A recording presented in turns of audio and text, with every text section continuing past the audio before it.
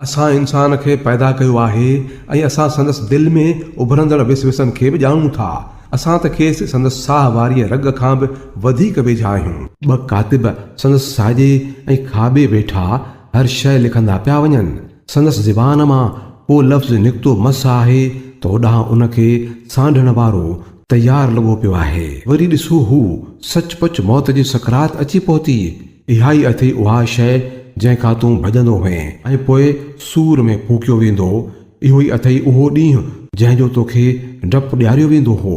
हर शख़्स इन ई हालत में आयो जो हिकिड़ो हकलींदड़ ऐं हिकिड़ो शाहिद साण अथसि।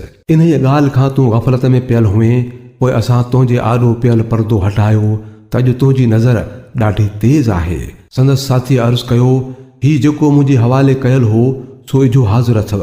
हुकुम ॾिनो वियो त उछलायो जहन्नुम में हर कटे काफ़र खे जंहिंखे हक़ सां वेर हो, भलाईअ खां रोकींदड़ ऐं हदूं लंघण वारो हो, सफ़ा शक में पियल हो ऐं अल्लाह सां गॾु कंहिं ॿिए खे माबूद बणाए छॾियो हो ऐं विझोसि सख़्त अज़ाब में। संदसि साथीअ चयो त ऐं असांजा मालिक, मां हिन खे सरकश न बणायो हो, पर इहो पाण ई गुमराहीअ में पइजी तमामु परे वञी निकितो हो।